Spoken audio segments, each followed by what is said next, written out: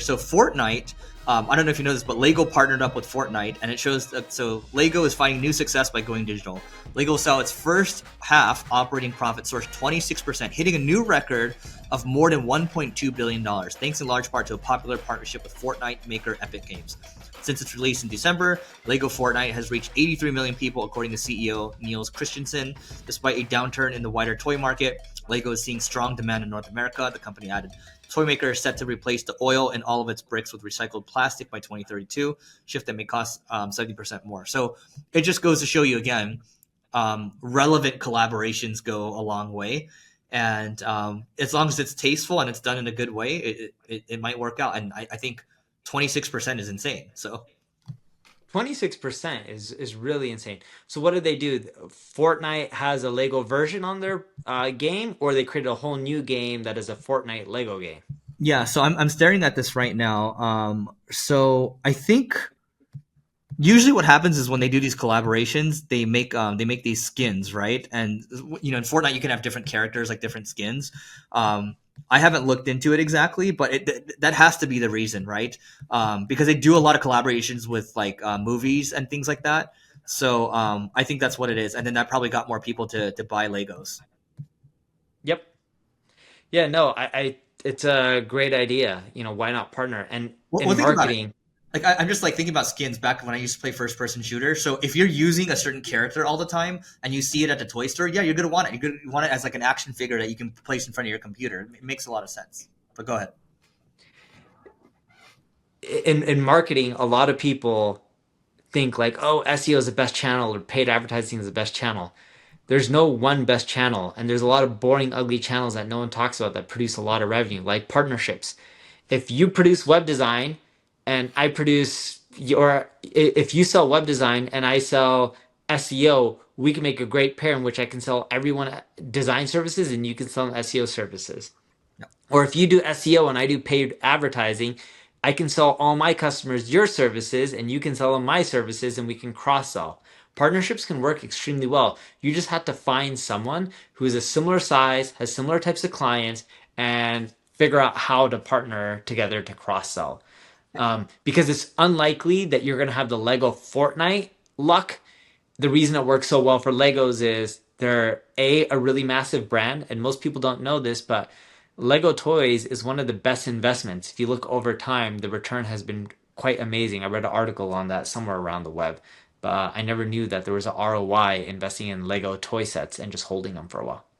Dude, I mean, the other angle with partnerships is you can look at it as a precursor to M&A. So let's say you're starting out, maybe you're not that big right now, but you start partnering up with other agencies. You guys grow, they grow as well. You learn how they work, you learn how their founders are, how their team is, and eventually it might make sense for you guys to partner up. Maybe there's an equity swap component, or you might potentially just buy them out, right? Or you can buy like a minority stake in the company, but it gives you a chance to do due diligence a little bit versus like doing it fresh. So you get to build up this network of agencies versus having to. And I'm not saying you should not have a process where you just source a bunch of deals, but this is one way of you kind of getting ahead of it.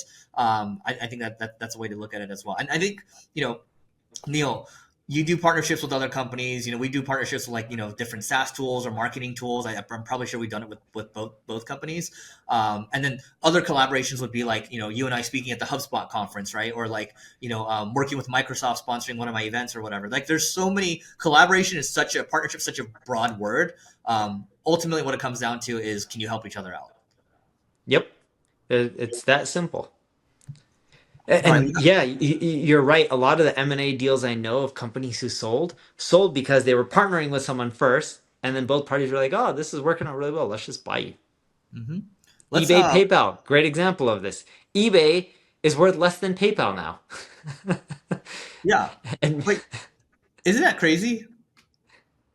yeah, good for PayPal, or I mean, good for eBay.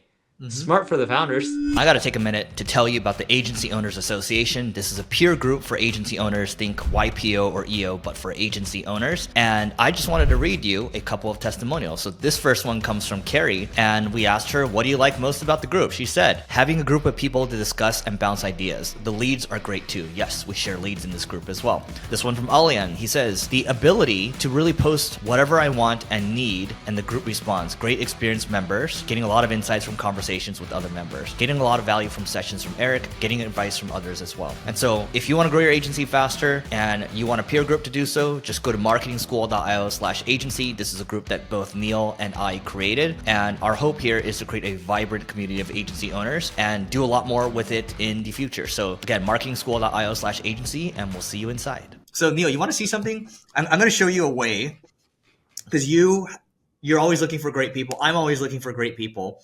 And I asked a friend to help me out. And this post, I'm going to share it on my screen over here. This post over here, can you see this? Okay. So this is from Gaetano Dinardi, right? Good friend. And he's like, look, he leads off with this LinkedIn post. There aren't many people in SEO I respect anymore. Too many fakers, wannabe gurus, and LinkedIn charlatans. But here are 30 people I respect. You should follow them. So it's like Michael King, and lists all these people, right? You know, blah, blah, Bernard Hoying, Kevin Indig, blah, Tim Solo, all these people, right? And what happens is this post gets 476 likes, 188 comments, and 10 reposts. And what happens is you look at this list over here, people start tagging other people, right? And so what most people don't know about this post is I messaged Gaetano on the side. I was like, hey, like, we're looking for great SEOs. He's like, I was like, do you know anyone? He's like, hey, I got you. So he throws this post up, and this is now a post where I'm like, oh, okay, well, if we need good SEOs, we're just going to look at this post. But you can do the same for paid. You can do the same for analytics. You can do this for any role. In fact, you and I can do this. Get what I mean? Yeah, that's smart. People, it becomes like a big thing where people get mad too. Someone got mad because they didn't. Someone didn't tag, or Gaetano didn't tag Neil Patel. He's like, you should tag Neil Patel, blah blah blah. But anyway, it causes people to fight each other a little bit in the comments too. But that's really smart. One, I never saw that post. But two, yeah. I look at content like that. If you can use that for recruiting, that's an amazing way to generate more and more, like quality people. And that's the key way to grow a company. Everyone's like, oh, you got to be really good at marketing. Well, to be really good at marketing is you just have to hire people who are good at marketing, good at building amazing products and services, great at sales, great at customer service. You need a whole organization with amazing leaders. Not necessarily every employee needs to be amazing, but at least amazing people at the top. And it'll trickle down, and then the leaders can bring up the B players and the C players.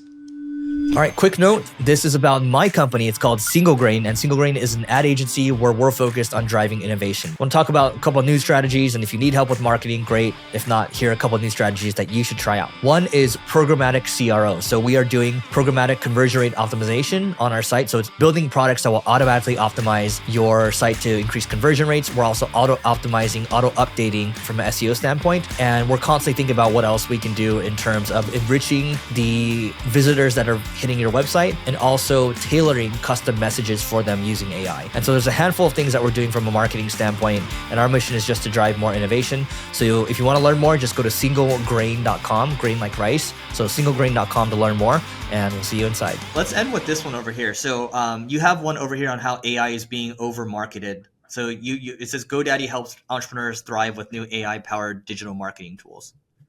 Yeah, let's just be honest. These tools aren't making someone rank higher or do their paid ads that much better, the tools that GoDaddy's releasing. And I'm not trying to pick on GoDaddy, but a lot of people are guilty of this. They're trying to ride the stock market high or the valuation high, and everything they do now has AI in it. It's just like Facebook. Look at our new AI. Well, try performing a search on Facebook using their AI. It's not that great. I don't care if they have it or not. And most people don't use Facebook for anything AI related. We go to check out people's pictures and videos, like or comment and share and scroll on to the next thing. And the stuff that does it best is usually just pure entertainment, and again, has nothing to do with AI. I'm not saying corporations can't use AI to make their product or offering better, but too many people are just hyping up AI like, oh, look at this new AI feature. We're amazing. Everyone should use it now. It does wonders for you. No, it doesn't. It's not going to really move the needle. Most people sign up for GoDaddy. If they use the AI tools, the marketing's still going to be crap, and they're not going to generate that much revenue. And I'm not trying to pick on GoDaddy. This has nothing to do with GoDaddy. Most people who own a domain name aren't going to do well. Most businesses fail. There's only so many spots on page one of Google. There's only so little money that most new entrepreneurs have to spend on paid ads. It's just hard to succeed. And everyone's talking about how, oh, we're releasing this, it's going to change the world. No, it's not going to change the world. They're just putting a beautiful wrapper on something that's ugly and it's still ugly. You know, it's like saying there's poop and saying it's gold poop, so now that people should wear it as an earring. No, it still smells and it's poo. They call that polishing a turd, Neil. Um, but I think I mean, we talked about this a while back too. It's like if in the very beginning, everyone's using the keyword AI, everyone's looking into it, but now it's been like it's 2022 is when ChatGPT came out, right? It's been 2 years now, right? So it's time to come off the trend, like for my event, one of the people in the group was like, we should just make all this topics about AI. I was like, no, it's becoming more played out now. Just talk about regular things that people care about because, AI will be AI, just like the internet. Nobody says, oh, I'm going to go log on to the internet today, right? Just like nobody in the future is going to say, I'm going to go use AI today, right? It's not how it works. You know, even at like this investor talk I'm at, there's not many people talking about AI. In fact, my talk has some AI in it, but I try to emphasize what we're doing from a business standpoint instead of talking about, oh, look at all these features, because that's not what it's about. It's like, what kind of outcomes are you delivering? People are more interested in that at the end of the day. And people are also getting carried away on the other end too, in which they're saying, man, this AI is really off. It's so terrible. Like people are complaining that ChatGPT doesn't know how many R's are in strawberry, and there's so many articles around that on the web. Yeah. Who cares that it doesn't know that there's 3 R's in strawberry instead of 2? Or who cares that ChatGPT can't spell Honda in ASCII that well? Like, it can still do so many amazing things for you. It's better to have it in your life than not have it. Most things aren't perfect. Just deal with what they are and use them for what they are and don't try to overhype them. And if you do, it may work in the short run, but in the long run, it can bite you in the butt. Have you heard of a cursor AI? No. Okay, so I have my developers using it, right, and they're like, dude, we just doubled our speed. So what Cursor does is it basically auto completes the code that you're writing, and he's like, yeah. So one of the developers was like, what used to take me 5 hours is now taking me 2.5 hours or so, and this is just the very beginning. So everyone on Twitter is talking about how Cursor plus Claude Sonnet, or you can use ChatGPT for it, but it's helping increase the coding efficiency by quite a bit. So, but like, we're not just saying, oh, look at us, we're using AI. It's like, no, we're just using Cursor over here. It's just like any SaaS product. Like, oh yeah, we're just using this product over here for that. So we're optimistic about this stuff for the long term, but I think in the short term, it's been overhyped. And this will probably be the last time we'll talk about this, unless it gets more overhyped. So that is it for today. Please don't forget to rate, review, subscribe, and visit marketingschool.io/agency to apply for the Agency Owners Association. So we're changing it to application only now. And if you're qualified, we'll give you a call. And we will go from there. We will see you guys tomorrow.